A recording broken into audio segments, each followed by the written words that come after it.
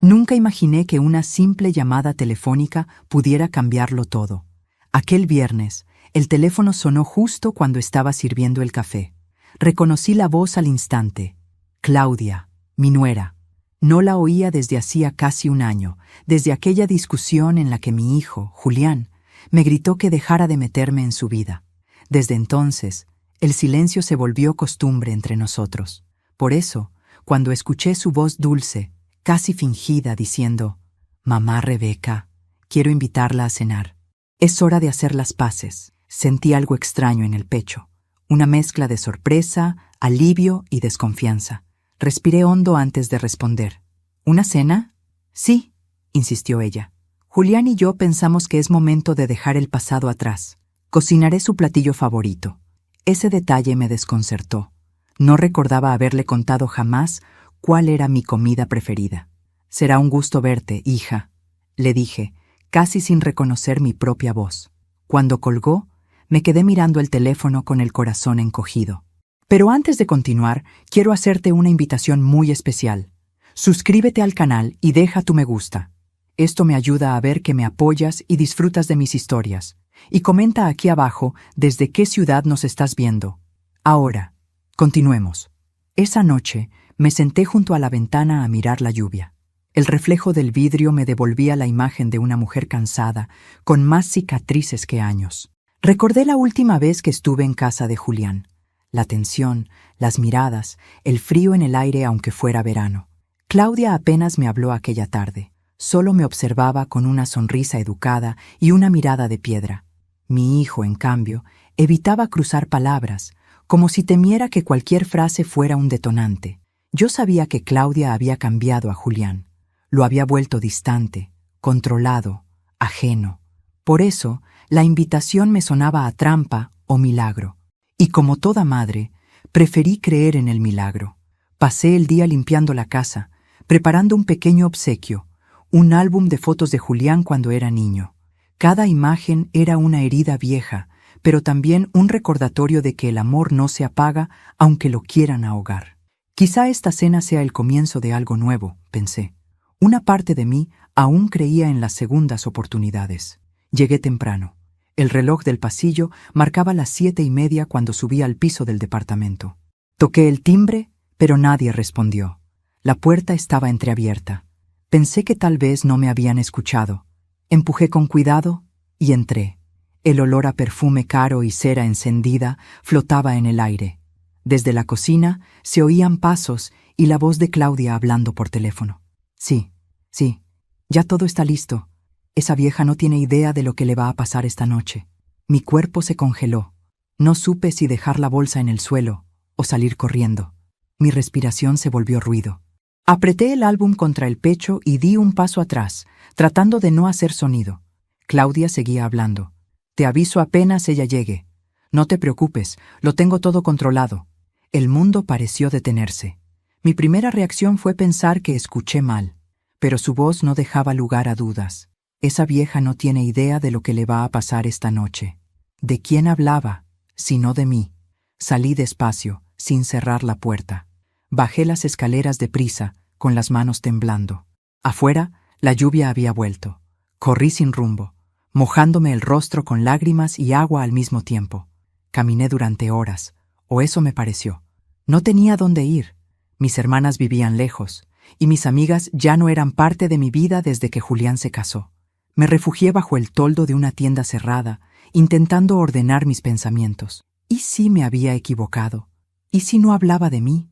Pero la frase, repetida una y otra vez, sonaba como una sentencia. Pensé en llamar a Julián. Mi corazón quería hacerlo, pero mi razón me detuvo. Si él estaba involucrado, ¿qué le diría? ¿Que había escuchado a su esposa planear algo contra mí? Se reiría. Me llamaría paranoica. Ya lo había hecho antes. La noche se volvió más fría. En medio de mi desesperación, recordé que Claudia trabajaba en una aseguradora y que hacía un mes había preguntado, de la nada, si yo aún conservaba el testamento de mi difunto esposo. Por precaución, había dicho. El miedo se convirtió en certeza. Volví a casa con los pies empapados y el alma en ruinas. Encendí la luz del comedor, me quité el abrigo y me senté frente al álbum. Las fotos me miraban como testigos mudos. Julián de niño, riendo, abrazándome. ¿En qué momento se había convertido en alguien que podía permitir esto? O peor aún, ¿en qué momento había dejado de ver quién era su madre? Me serví un té para calmarme, pero la taza temblaba entre mis manos. No podía dejar de pensar en esa voz, esa frase. Esa vieja no tiene idea de lo que le va a pasar esta noche. Miré el reloj. Eran las 10:15. La cena debía haber comenzado sin mí. ¿Habían notado mi ausencia? ¿La estaban celebrando? Esa pregunta me atravesó como un cuchillo. La rabia desplazó al miedo. Me limpié las lágrimas, me puse el abrigo y tomé mi bolso. No voy a esconderme, dije en voz alta, mirándome al espejo. Si quieren jugar conmigo, lo harán frente a frente. Salí de casa y caminé de nuevo hacia el departamento, con el corazón latiendo en los oídos. Subí las escaleras con cautela. La puerta seguía entreabierta. Las luces del comedor estaban encendidas. Se oía música, risas, copas. Todo parecía normal. Apreté el picaporte con los dedos fríos. Lo giré despacio y abrí la puerta. Entré sin hacer ruido. El aroma del vino y del asado llenaba el aire. Di 2 pasos. Entonces miré hacia atrás y lo que vi me heló la sangre. Cuando miré hacia atrás, el pasillo estaba vacío, pero juraría que una sombra se movió detrás de la puerta de la cocina. El corazón me golpeaba tan fuerte que apenas podía respirar. Di un paso atrás, sin apartar la vista de aquella silueta difusa. El aire olía a vino y a perfume floral, pero también a algo más, algo metálico, como si hubiera sangre. Me acerqué despacio. Escuché risas al fondo, la voz de mi hijo, luego la de Claudia, suave, melosa, falsa, el sonido de las copas chocando. Entonces vi el cuchillo sobre la mesa del comedor. Brillaba bajo la luz amarilla, recién lavado, y al lado un sobre blanco con mi nombre escrito, para mamá Rebeca. Sentí que el suelo desaparecía bajo mis pies. Di un paso más y oí cómo alguien se acercaba. No tuve tiempo de pensar. Salí corriendo hacia el pasillo, dejando el sobre atrás. Abrí la puerta y bajé las escaleras casi sin tocar los peldaños. El aire helado de la calle me golpeó el rostro. Corrí hasta la esquina, con las manos temblando y el alma a punto de desbordarse. No sabía a dónde ir. Solo sabía que no podía volver. Todavía. Caminé sin rumbo durante varios minutos hasta que mis piernas me obligaron a detenerme. Me refugié en una parada de autobús vacía. La lluvia empezaba a caer con fuerza, y el cielo se había vuelto del mismo gris opaco que sentía en el pecho. No podía dejar de pensar en lo que había escuchado y en lo que acababa de ver. ¿Era real? ¿O mi mente me estaba jugando una mala pasada? Claudia siempre había sido calculadora, sí, pero también sabía fingir cariño cuando le convenía. Después de la muerte de mi esposo, ella fue la primera en ofrecerse a ayudarme con las cuentas. Durante años se encargó de manejar los papeles de la herencia. Yo, ingenua, lo permití. Confiaba en mi hijo y, por extensión, en ella. Creí que ese era el modo correcto de mantener la familia unida. ¡Qué ironía! Esa confianza era ahora la cuerda que me asfixiaba. El agua de la lluvia me empapaba los zapatos. Me temblaban los dedos. Saqué mi teléfono para llamar a alguien, pero no supe a quién. ¿A la policía? ¿Y decir qué? Creo que mi nuera planea hacerme daño. Sonaría ridículo. Además, ¿y si estaba equivocada? La mente me empezó a jugar con recuerdos viejos. Recordé la primera vez que vi a Claudia, el día en que Julián me la presentó. Traía un vestido azul, el cabello suelto y esa sonrisa encantadora que podía convencer a cualquiera. Pero sus ojos nunca sonreían. Desde ese instante sentí algo, una incomodidad silenciosa. No porque fuera mala, sino porque era demasiado perfecta, demasiado atenta, demasiado dulce, demasiado todo. Las personas así siempre esconden algo. Después vinieron las sutilezas, las bromas en doble sentido, las insinuaciones. «Ay, suegra, qué lástima que usted no entienda de inversiones. Julián y yo sí sabemos mover el dinero». O aquel día en que se refirió a mí como una carga emocional para el pobre Julián. Siempre sonreía cuando lo decía, como si el veneno no contara cuando se servía con buena dicción. Y ahora todo tenía sentido. Esa cena no era reconciliación, era una emboscada, una puesta en escena para algo que aún no lograba comprender. Me quedé un rato más en la parada, mirando los autos pasar. El viento helado me hacía lagrimear. Un señor mayor se acercó con paraguas y me ofreció refugio bajo el techo. ¿Está bien, señora?, preguntó con amabilidad. Sí, solo me mareé un poco, mentí. No debería estar sola a esta hora. Ya me voy a casa. Gracias. Esperé a que se marchara y crucé la calle. El instinto me pedía no regresar, pero la curiosidad, esa maldición que tenemos las mujeres que amamos demasiado, me empujó de vuelta. Tenía que saber qué había en ese sobre con mi nombre. Cuando llegué al edificio, las luces del pasillo estaban apagadas. Todo estaba en silencio. Me acerqué a la puerta del departamento con cautela. La música había cesado. Solo se oía el goteo del fregadero. Empujé la puerta apenas lo necesario para ver adentro. El sobre ya no estaba sobre la mesa, ni el cuchillo ni el vino, solo 2 copas vacías y un ramo de flores marchitas. Llamé en voz baja. ¿Claudia? ¿Julián? Nadie respondió. Di un paso más y sentí algo crujir bajo mis pies. Era un pedazo de cristal. Me agaché. Era parte de una copa rota. El suelo estaba mojado. No supe si de vino o de algo peor. Me giré y vi algo que me heló el alma. El retrato de boda de Julián y Claudia, roto en 2, tirado en el suelo. La cara de mi hijo había sido cortada con una navaja. Y sobre el marco, con marcador rojo, alguien había escrito: tarde o temprano, todo se paga. El pánico me paralizó. Salí corriendo, bajé las escaleras y no paré hasta llegar a la esquina. El corazón me latía como si quisiera escapar del pecho. Me apoyé en un poste, intentando recuperar el aire. Entonces, el teléfono vibró en mi bolsillo. Era un mensaje desconocido. Si aprecias tu vida, no vuelvas a ese lugar. Todo está en marcha. Sentí que las piernas me fallaban. Miré a mi alrededor, buscando rostros entre las sombras, pero la calle estaba desierta. Solo el sonido de la lluvia, insistente, interminable. No respondí. Apagué el teléfono y comencé a caminar en dirección opuesta, sin rumbo, sin sentido, solo con una certeza clavada en el pecho. Alguien quería verme muerta. Esa noche no volví a mi casa. Dormí en una pensión barata, en el centro. El colchón era duro, el aire olía a humedad, pero al menos podía cerrar los ojos sin temer que alguien entrara por la puerta. Me quedé mirando el techo durante horas, repasando cada detalle.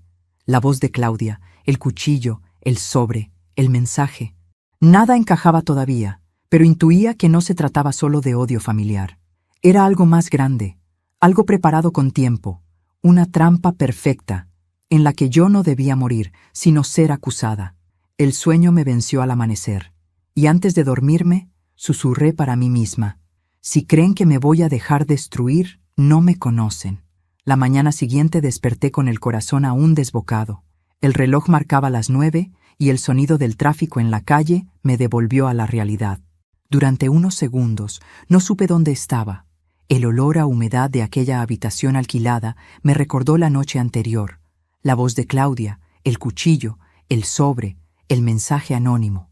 Todo seguía ahí, grabado en mi mente como una pesadilla que no se disolvía con la luz. Tomé un sorbo del té frío que había dejado en la mesita y mientras lo hacía, supe lo que tenía que hacer. No podía quedarme escondida. Si quería entender qué tramaban contra mí, debía volver. Pero esta vez no como la madre ingenua que esperaba afecto, sino como una mujer que había visto el rostro del peligro. Me duché, me vestí con ropa sencilla, pantalón oscuro, blusa beige, y guardé en mi bolso algo que siempre me acompañaba desde que enviudé. Un rosario, no por fe, sino por costumbre. El tacto de las cuentas frías entre los dedos me daba una extraña sensación de control, de conexión con algo más allá del miedo. Salí de la pensión y caminé hasta la parada del autobús. Cada paso era un diálogo interno entre el temor y la determinación. Ve, pero no hables mucho. Sonríe, pero observa. Escucha, Rebeca. Escucha. Cuando llegué al edificio, el portero, un muchacho joven que apenas conocía, me miró con extrañeza. ¿Otra vez por aquí, señora Aguirre? Sí, dije con naturalidad. Mi nuera me invitó a cenar anoche, pero tuve que irme antes de tiempo. Quedamos en vernos hoy. El chico asintió, sin sospechar nada. Subí los escalones con el corazón latiendo en el cuello.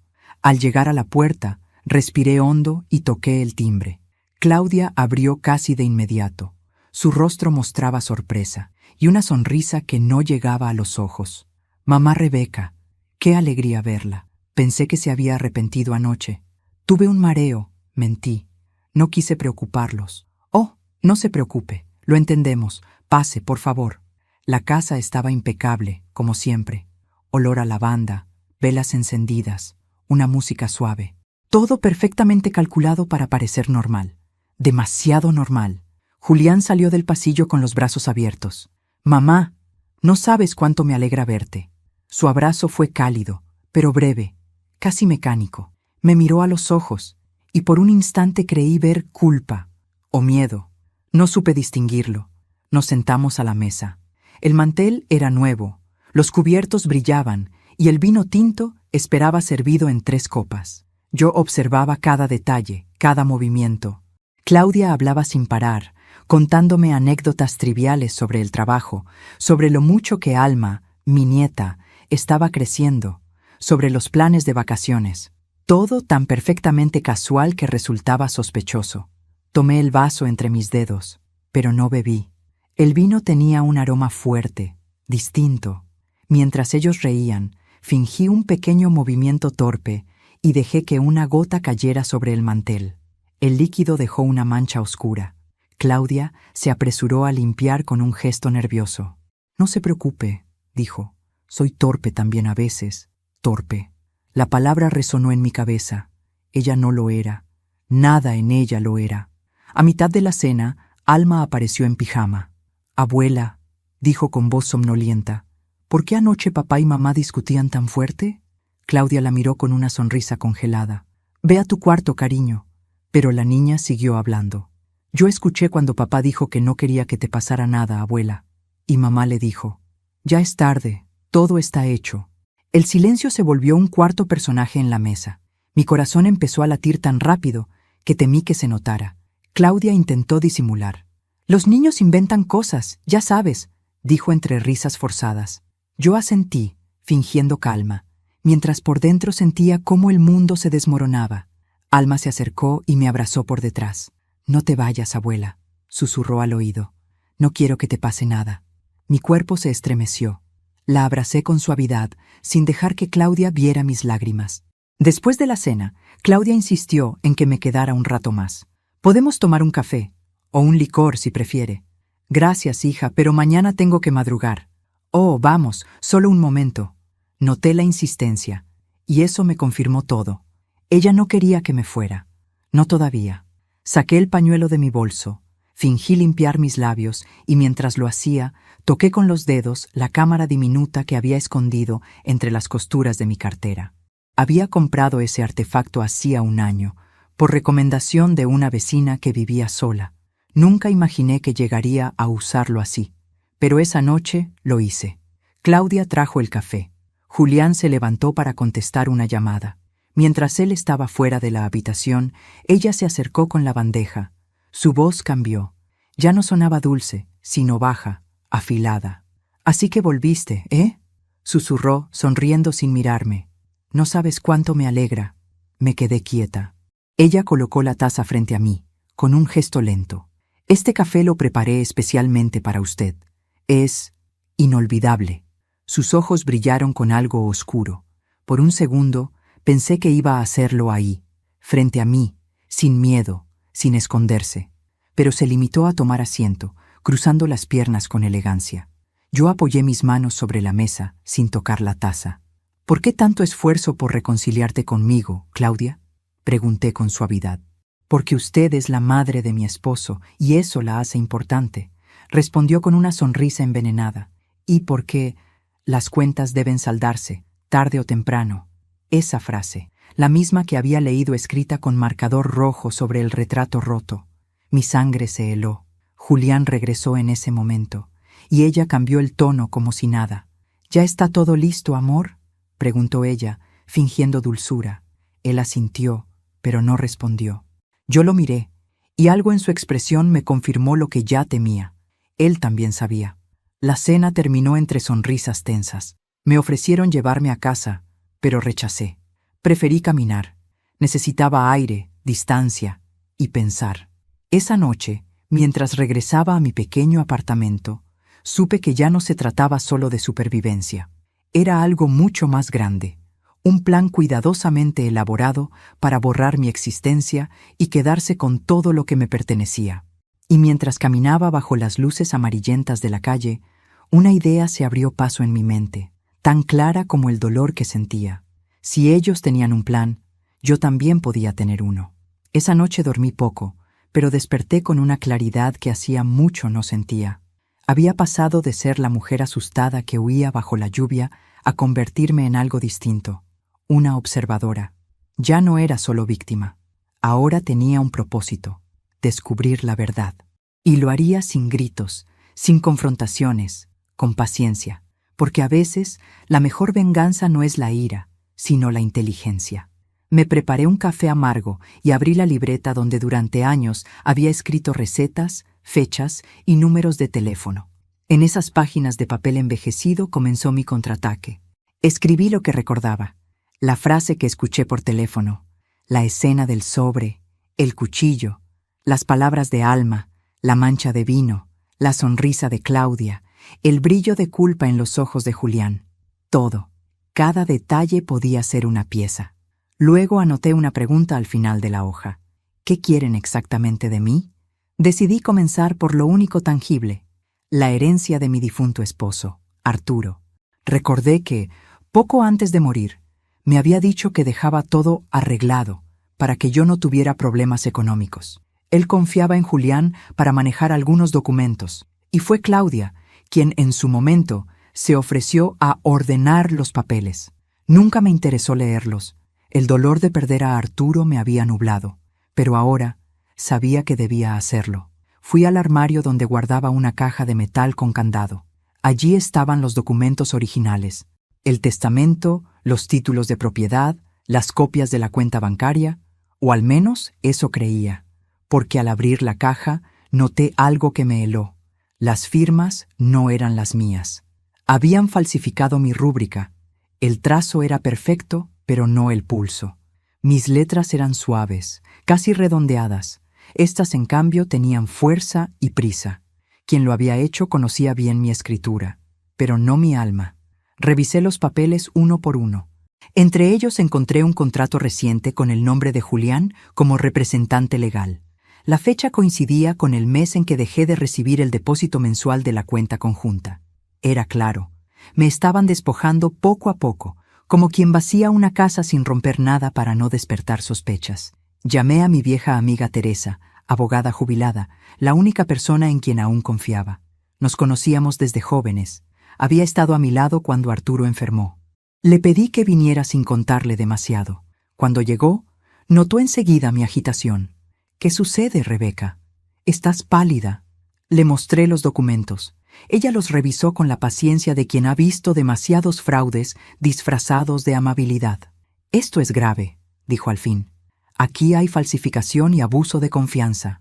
¿Puedo denunciarlos?» «Sí, pero necesitas pruebas sólidas, algo más que sospechas o firmas dudosas. Entonces las buscaré. No te precipites. Ellos no saben que sabes. Mantén la calma y observa». Su consejo fue simple, pero valioso. Fingir normalidad, mientras grababa cada palabra, cada gesto. Esa misma tarde fui al banco. Pedí hablar con el gerente. Le mostré los documentos y expliqué con voz temblorosa que sospechaba de un error. El hombre, educado pero incómodo, me pidió esperar en una sala pequeña. Después de unos minutos, regresó con una carpeta y una sonrisa nerviosa. «Doña Rebeca, aquí dice que usted firmó la autorización de transferencia el mes pasado. ¿Podría mostrarme la firma?», pregunté. Me la enseñó. Era idéntica a la mía, demasiado idéntica, como si la hubieran copiado. En ese instante, una frase de Claudia resonó en mi cabeza. «Las cuentas deben saldarse, tarde o temprano». Supe entonces que no solo querían mi casa o mi dinero. Querían borrar mi nombre, mi existencia legal, mi identidad, y convertir mi vida en su coartada. Regresé a casa con un nudo en la garganta. Encendí la lámpara del comedor y saqué mi cartera. Ahí estaba la pequeña cámara que había usado la noche anterior. Revisé la grabación en mi laptop. El video mostraba la cena, los gestos de Claudia, las frases cargadas de insinuación. Y, lo más importante, la voz de Alma diciendo que sus padres discutían porque ya era tarde, todo estaba hecho. Esa frase era oro puro, la prueba de que algo se tramaba. Guardé la grabación en una memoria USB y la escondí dentro de una vieja figura de porcelana que Arturo me había regalado en nuestro aniversario. Nadie pensaría buscar allí. Esa noche me llamó Julián. «Mamá, Claudia se siente mal por lo de ayer. Cree que malinterpretaste las cosas. No te preocupes, hijo», le dije con calma. «Fue una cena maravillosa». «¿De verdad?» «Sí, estoy muy agradecida». «Me alegra oír eso», respondió aliviado. «Mañana pasaremos a verte. Queremos mostrarte algo importante». Cuando colgó, sentí que las paredes se cerraban a mi alrededor. Mostrarte algo importante. Sabía que esas palabras no presagiaban nada bueno. Si ellos pensaban seguir con su teatro, yo debía adelantarme. Fui al cajón del escritorio y saqué un viejo grabador de voz, uno de esos que mi esposo usaba cuando trabajaba como contador. Lo probé. Funcionaba. Grabé un mensaje, por si algo me ocurría. «Soy Rebeca Aguirre. Si alguien escucha esto, significa que descubrí algo peligroso. Mi nuera, Claudia, y mi hijo, Julián, están falsificando documentos y planean algo más grave. Tengo pruebas guardadas en un lugar seguro. Lo dejé dentro del armario, en un bolsillo oculto de mi abrigo de invierno. Esa madrugada no dormí. Caminaba por la casa en silencio, mirando las fotos familiares en la pared. En una de ellas, Julián tenía apenas 7 años, con una sonrisa enorme y los ojos llenos de ternura. Recordé cómo me abrazaba cuando tenía pesadillas, cómo prometía cuidarme cuando fuera grande. ¿En qué momento dejé de ser su refugio y me convertí en su objetivo? La pregunta me quemaba el alma. Pero ya no podía detener el curso de los hechos. La rueda había empezado a girar, y si ellos creían que me romperían, descubrirían que las mujeres como yo no se quiebran, se transforman. Antes de acostarme, escribí en mi libreta: «Ellos tienen su plan. Yo también tengo el mío. Y mañana comenzará». El amanecer del día siguiente trajo una calma engañosa. Los primeros rayos del sol pintaban mi sala con un brillo cálido, pero dentro de mí no había serenidad. Había solo precisión. Cada pensamiento era una pieza que debía encajar en su sitio. Sabía que ese día vendrían. Sabía que sonreirían, fingirían amor y que me mostrarían algo importante, pero esta vez yo estaría lista. Preparé la mesa del comedor con una meticulosidad casi ritual. 2 copas de vino, una jarra de agua, un plato de galletas que olían a infancia. Nada de extravagancias. Quería que pareciera un encuentro casual, una madre que anhela paz, pero detrás de ese escenario había trampas invisibles. En la esquina, sobre una repisa, escondí la cámara diminuta apuntando hacia la mesa. El grabador de voz estaba activado dentro de una caja de té. El teléfono, cargado y con la opción de grabación automática. No podía permitirme un error. Antes de continuar, respiré profundo y encendí una vela. Le hablé al retrato de mi difunto esposo. «Arturo, si puedes oírme, dame fuerza. No para vengarme, sino para poner fin a esta pesadilla». Luego me miré al espejo. No era la misma mujer que salió corriendo bajo la lluvia días atrás. Era otra, más firme, más lúcida, más peligrosa. Pero antes de continuar, quiero hacerte una invitación muy especial. Dime aquí en los comentarios qué te está pareciendo esta historia hasta ahora y qué harías tú en mi lugar. No te vayas del video, porque lo que viene a continuación te pondrá la piel de gallina. A las 10 en punto sonó el timbre. Mi corazón respondió con un golpe seco. Me limpié las manos en el delantal y abrí la puerta. Allí estaban, Julián y Claudia. Parecían una pareja de portada de revista, tan compuestos, tan falsamente perfectos. Ella traía una caja de bombones, él una sonrisa que no le pertenecía. «Mamá», dijo Julián, besándome la mejilla. «Qué gusto verte». «El gusto es mío, hijo», respondí. Claudia me entregó la caja. «Dulces para endulzar los malos recuerdos», dijo con su tono meloso. Yo asentí y los invité a pasar. Nos sentamos. El ambiente era extraño, denso, como si cada palabra pesara toneladas. Claudia comenzó a hablar. Queríamos mostrarte algo. Abrió su bolso y sacó unos documentos. Son los papeles de la casa. Decidimos ayudarte a regularizarlos. Regularizarlos. La palabra me supo a veneno. Sabía que significaba quitarme lo poco que quedaba a mi nombre. Pero fingí interés. ¡Qué detalle, hija! Yo ya soy mala con los trámites. Lo sabemos, dijo Julián con tono amable. Por eso nos encargamos. Solo falta tu firma. Sonreí. Claro. Pero antes de firmar, quiero brindar por nosotros. Claudia asintió encantada. Llené las copas de vino con movimientos pausados. Por la familia, dije, alzando mi copa. Por los nuevos comienzos, añadió ella. Chocamos las copas, y el sonido del cristal resonó como un eco dentro de mi alma. Yo no bebí, solo observé cómo Claudia tomaba un sorbo. Luego, con una sonrisa, dejé la mía sobre la mesa. ¿Y bien?, pregunté. ¿Qué se supone que debo firmar? Ella deslizó los papeles. Solo unas transferencias menores, dijo. Ah, entiendo. ¿Y este último documento? Pregunté, señalando uno que tenía mi nombre completo. Una autorización. Cuestiones legales. Sus manos temblaron apenas, un detalle casi imperceptible, pero suficiente para confirmarlo. Mentía. Mientras hablaban, fingí buscar mis lentes. Aproveché para revisar el teléfono que tenía grabando el audio. Todo iba según el plan. Luego, con calma, pregunté. Claudia, hija, ¿recuerdas lo que dijiste aquella noche por teléfono, antes de la cena? Ella se congeló. ¿Qué noche? La noche en que me invitaste. Dijiste que esa vieja no tenía idea de lo que le iba a pasar. Su rostro palideció. Debió ser un malentendido, balbuceó. Claro, los malentendidos son mi especialidad, dije, con una sonrisa que no era sonrisa. Julián me miró confundido. Mamá, ¿de qué estás hablando? De algo que se llama respeto, hijo. Algo que se pierde cuando uno vende su alma por una firma. Hubo un silencio largo. El reloj marcó las 10:20. Afuera, los perros ladraban. Y yo, por primera vez, no tenía miedo. ¿Sabes qué es lo curioso, Claudia? Dije, apoyando las manos sobre la mesa. Que a veces los planes más inteligentes se derrumban con una sola voz. ¿Qué estás insinuando?, preguntó, con el ceño fruncido. Nada, solo que una niña inocente suele hablar más de lo que debería. Su expresión cambió de inmediato. Sabía que hablaba de Alma. Sus labios se apretaron, y en sus ojos brilló algo cercano al pánico. ¿Qué escuchó?, preguntó. Más de lo suficiente. Julián se levantó. «Mamá, estás exagerando». Claudia no quiso decir nada malo. «Lo sé», respondí, «pero las grabaciones no mienten». El color abandonó sus rostros. Yo disfruté unos segundos de ese silencio incómodo antes de continuar. No se alarmen.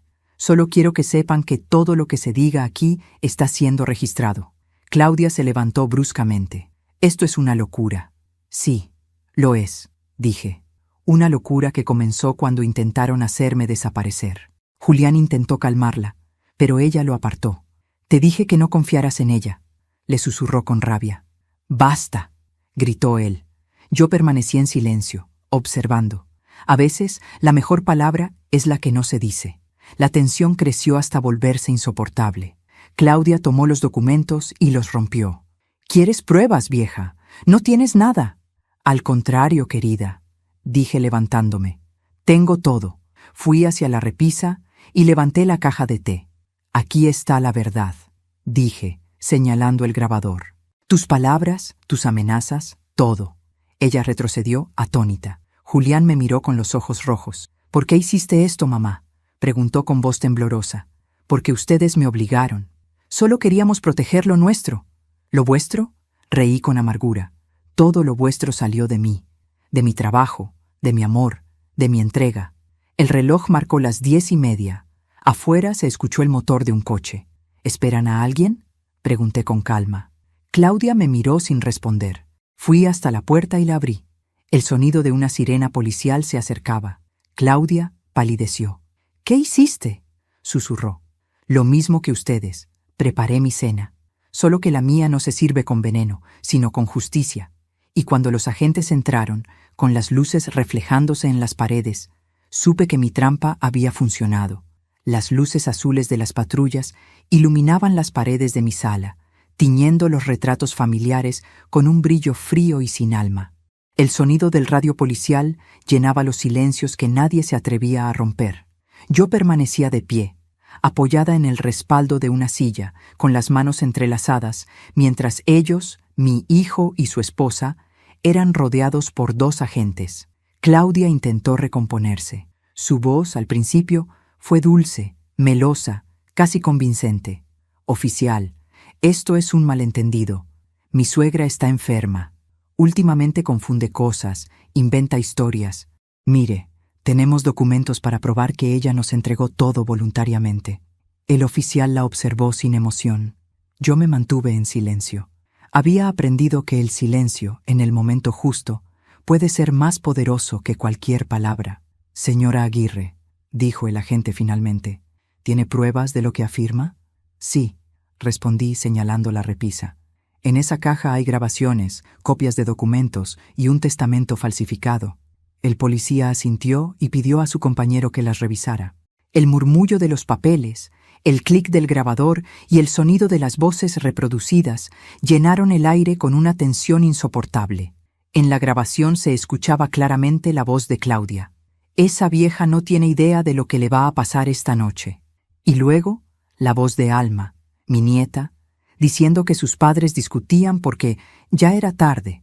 El agente levantó la mirada. «¿Tiene algo que decir, señora?», preguntó, dirigiéndose a Claudia. Ella respiró hondo y por primera vez perdió el control. Su voz se quebró, su máscara se rompió.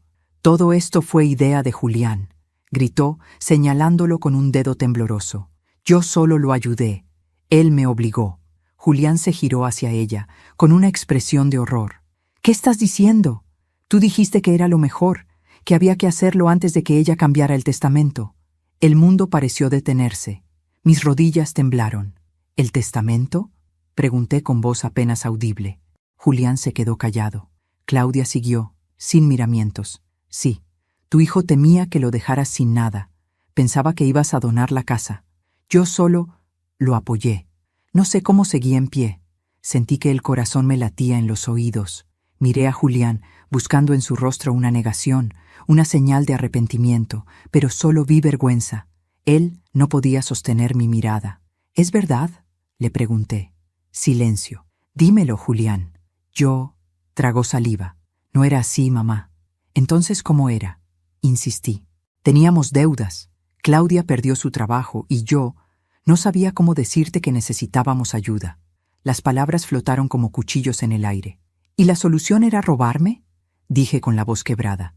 «No queríamos hacerte daño», respondió él. «Solo pensábamos que podrías vivir con menos». «¿Con menos?», reí, una risa amarga, casi histérica. «Con menos amor, con menos respeto, con menos dignidad, ¿verdad?». Él bajó la cabeza. Claudia lloraba, pero no por culpa, lloraba por miedo. El miedo de quien ve derrumbarse su propio plan. Los agentes hicieron algunas preguntas más. Luego, mientras esperaban la llegada del supervisor, los dejaron sentados en el sofá, separados. Yo me quedé junto a la ventana, mirando la noche. Afuera, las luces de los coches pasaban como fantasmas, y dentro de mí, algo se apagaba lentamente. Recordé cuando Julián era niño, cómo se escondía detrás de mí cuando tenía miedo de los truenos, cómo me pedía que le contara historias antes de dormir. Y cómo me juró, con apenas 8 años, que siempre iba a protegerme. ¡Qué ironía tan cruel! «Mamá», susurró él desde el sofá. «Perdóname». Me giré hacia él. «No sé si puedo, hijo. Yo no quería llegar tan lejos, pero llegaste», respondí con frialdad, «y me arrastraste contigo». El oficial volvió a hablar. «Señora Aguirre, todo lo que ha presentado será verificado, pero las grabaciones y los documentos ya bastan para iniciar una investigación formal». Asentí. Claudia intentó levantarse, pero el agente la detuvo.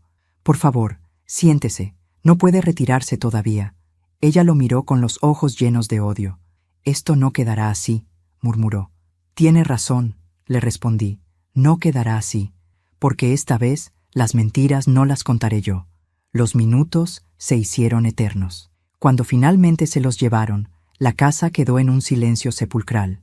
Podía oír mi respiración y el tic-tac del reloj. Las paredes parecían observarme, testigos mudos de una tragedia que había empezado como una cena familiar y había terminado con esposas y sirenas. Caminé hasta la mesa y apagué la vela. La cera derretida formaba un círculo perfecto, como una herida cerrándose. Sentí un nudo en la garganta y dejé que las lágrimas cayeran sin resistencia. No lloraba por ellos, lloraba por la mujer que había sido antes de todo esto, la ingenua, la confiada, la madre que creía que el amor podía con todo. Pasaron unos minutos antes de que Alma bajara las escaleras. Sus ojitos estaban rojos, asustados. «¿Qué pasó, abuela? ¿Por qué se llevaron a mis papás?» Me arrodillé frente a ella y la abracé con fuerza. Porque a veces, mi amor, los adultos hacen cosas malas y deben aprender. ¿Ellos van a volver? No lo sé, dije acariciándole el cabello. Pero mientras tanto, tú vas a estar bien, te lo prometo. Ella asintió en silencio, y en ese gesto sentí una chispa de esperanza. Porque aunque el dolor me atravesara, no todo estaba perdido. Esa noche, cuando Alma se durmió en mis brazos, comprendí algo que nunca había entendido del todo, que el perdón no siempre se da por amor, sino por libertad, y que a veces la justicia no llega con castigo, sino con la verdad expuesta.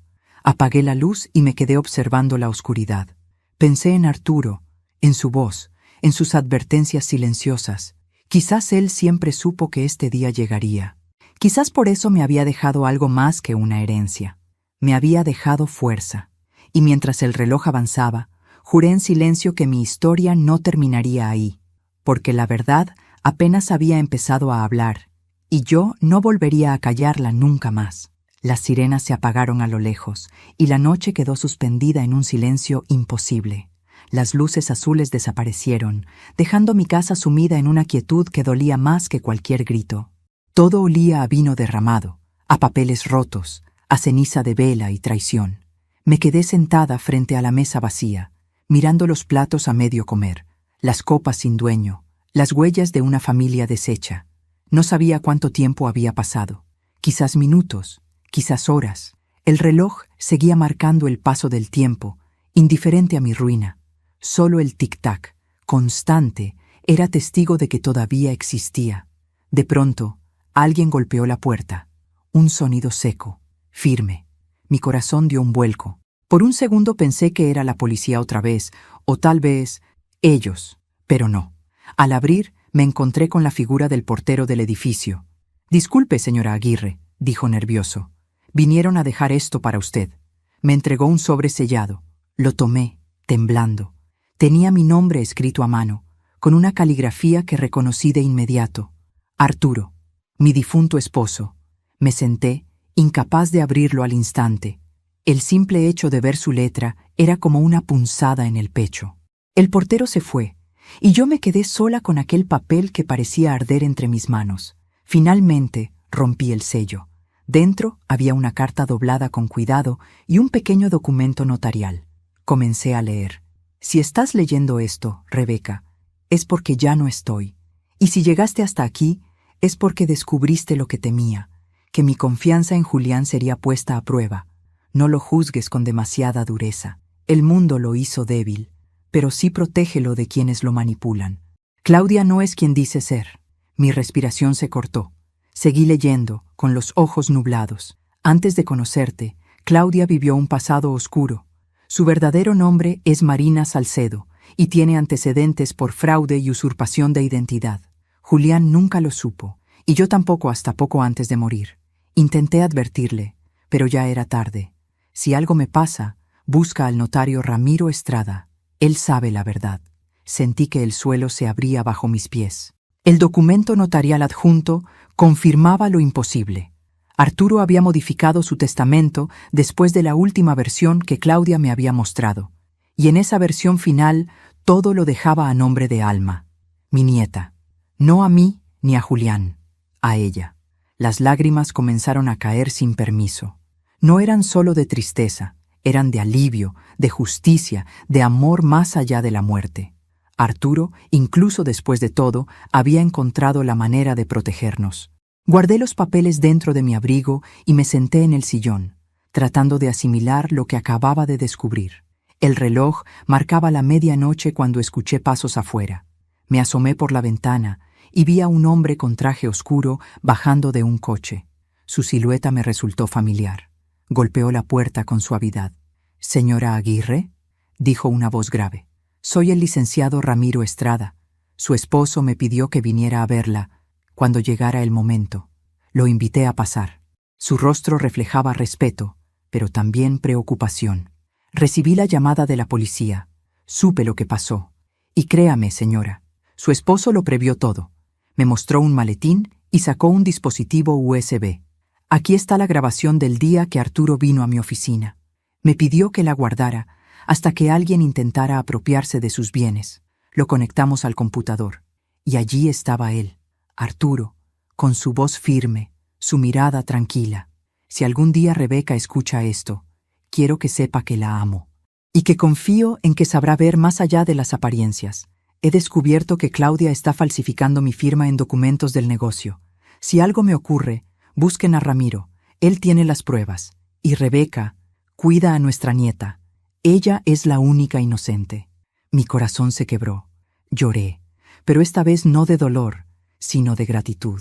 La voz de Arturo era mi confirmación de que no estaba loca, de que todo lo que había sentido, sospechado y sufrido tenía sentido. Ramiro me explicó que había iniciado un proceso legal antes de la muerte de Arturo, pero que fue detenido misteriosamente cuando él falleció. Ahora, con las grabaciones y el testamento final, todo podía retomarse. Podemos limpiar su nombre y proteger el futuro de Alma, dijo con serenidad. Yo asentí, secándome las lágrimas. Eso haré, no por venganza, por justicia. Cuando se fue, la casa volvió a quedar en silencio. Pero ya no era el silencio del miedo. Era uno nuevo, distinto, el de la verdad que empieza a respirar. Me levanté, caminé hasta la cocina y preparé té. Mientras el agua hervía, recordé cada detalle de esa cena, cada palabra de Claudia, cada mirada de Julián. Todo había sido una farsa cuidadosamente construida, pero la verdad había irrumpido sin invitación, como la policía aquella noche. Alma se despertó sobresaltada y vino a buscarme. «Abuela, tuve una pesadilla», dijo. «Ya pasó, mi amor», le respondí, abrazándola. «Soñé que estábamos comiendo todos juntos, pero el plato se rompía. A veces los platos tienen que romperse», le dije, «para que podamos limpiar la mesa y empezar de nuevo». La senté a mi lado, la cubrí con una manta y le susurré. «Tu abuelo te dejó un regalo». Ella abrió los ojos sorprendida. «¿Un regalo?» «Sí, un futuro limpio de mentiras». La niña sonrió, y en esa sonrisa sentí que el círculo comenzaba a cerrarse. Esa madrugada no dormí. Escribí una carta para mi hijo, sabiendo que, aunque no la leyera pronto, algún día lo haría. «Julián, te amé más allá de tus errores. Nunca quise que pagaras por tus pecados, sino que entendieras el daño que causaste. Si algún día decides mirar atrás, recuerda que todavía tienes un hogar, no para justificarte, sino para sanar, porque el amor de una madre, aunque herido, no muere, solo se transforma». La dejé sobre la mesa, junto al sobre de Arturo. La vida había cerrado su ciclo con otro papel, otra verdad, otra herida, y mientras el amanecer teñía el cielo de un gris rosado, supe que el último acto todavía estaba por llegar, porque la justicia se había abierto paso, sí, pero la paz, esa paz que tanto buscaba, aún estaba por alcanzarme. Han pasado 3 meses desde aquella noche, 3 meses desde que la policía se llevó a mi hijo y a su esposa, desde que mi casa quedó vacía y silenciosa. El tiempo, ese juez implacable, ha ido borrando el eco de los gritos, pero no el recuerdo de lo que aprendí. Ahora los días transcurren lentos. El amanecer entra por la ventana y se posa sobre el mantel de flores, el mismo que usé aquella cena. Ya no tiene manchas de vino, pero cada vez que apoyo las manos sobre él, siento que la tela guarda el peso de las verdades que se derramaron aquella noche. A veces me pregunto si todo esto era inevitable. Si el destino tenía que romperme así para mostrarme quién era realmente mi familia, porque hay heridas que solo se abren cuando uno ama demasiado, y traiciones que solo duelen porque el amor las hizo posibles. Alma vive conmigo. La casa volvió a llenarse de risas, de dibujos en las paredes y canciones desafinadas. Ella no pregunta mucho, pero sus ojos lo saben todo. Tiene la misma mirada compasiva que tenía Arturo cuando me decía que la verdad siempre termina saliendo, aunque se esconda bajo el mantel. Por las tardes caminamos juntas al parque. Ella corre, juega con los pájaros y a veces se detiene para mirarme. «Abuela», me dice con voz dulce, «¿tú perdonaste a mi mamá y a mi papá?» Siempre tardo en responder. «Estoy aprendiendo», le contesto. A veces el perdón no llega de golpe, llega como la lluvia, poquito a poco. Ella asiente, como si entendiera más de lo que debería a su edad. Y yo sonrío, porque sé que, aunque el pasado no se borre, el amor puede florecer en medio de las ruinas. Un día recibí una carta del centro penitenciario. Era de Julián. Dudé en abrirla. Durante horas la tuve entre mis manos, sintiendo el peso de todo lo que significaba.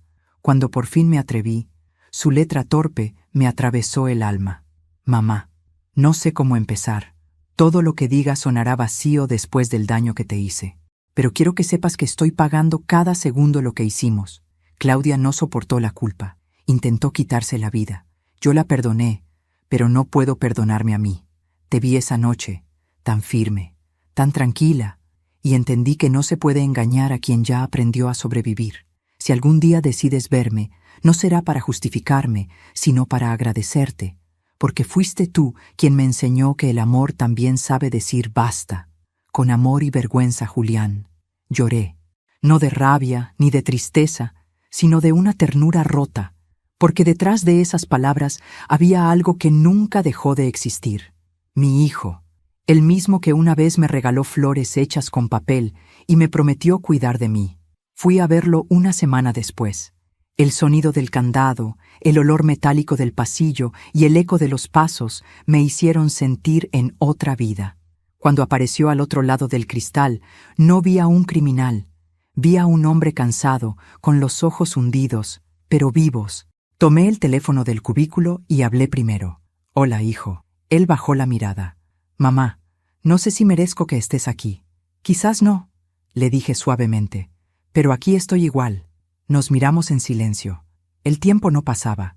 Solo existía ese instante suspendido entre el pasado y la posibilidad del perdón. «¿Sabes qué me dolió más, Julián?», pregunté. «No que quisieras mi dinero, ni mis cosas. Me dolió que creyeras que no te quedaba otra salida más que hacerme daño». Él empezó a llorar, sin poder responder. Y en ese llanto entendí que su arrepentimiento era real, aunque llegara tarde. «Te perdono», le dije finalmente, «no por ti, sino por mí, porque no quiero seguir siendo la mujer que carga con el odio de otros». Cuando salí de la prisión, el aire me pareció distinto, más liviano. El cielo estaba nublado, pero dentro de mí algo brillaba. El perdón no había borrado el dolor, pero le había quitado el poder de seguir gobernando mi vida. Esa noche regresé a casa y encendí una vela frente a la foto de Arturo. «Lo logré», le susurré. «No gané, ni perdí, solo sobreviví. Y eso ya es suficiente». Alma dormía en su habitación. Me acerqué a la ventana y vi el reflejo de ambas en el cristal. Una niña y una mujer que habían cruzado juntas el fuego. Y supe que Arturo, donde quiera que estuviera, sonreía en silencio. Hoy la casa huele a pan recién hecho, el mismo pan que solía preparar para Julián cuando era niño. Y aunque las ausencias pesan, el amor también se reinventa. He aprendido que el verdadero poder no está en la venganza, sino en la calma que llega después de decir la verdad. Mientras escribo esto, miro la foto familiar que aún conservo. No la quité de la pared. No quiero borrar la historia, quiero recordarla, para no repetirla. Y si algo deseo que quien escuche mi historia entienda, es esto: que el perdón no significa aceptar lo imperdonable, sino liberar el corazón para volver a respirar. Antes de cerrar este capítulo de mi vida, quiero hablarte a ti, que has llegado hasta aquí. Suscríbete al canal y deja tu me gusta. Esto me ayuda a seguir contando historias reales, historias que nos enseñan que siempre hay salida, aunque parezca que el mundo se derrumba. Y cuéntame en los comentarios, ¿qué harías tú si la traición viniera de tu propia sangre? Soy Rebeca Aguirre, y esta fue mi historia. Una historia de dolor, sí, pero también de fe, justicia y perdón. Porque al final, Incluso los corazones rotos pueden volver a latir.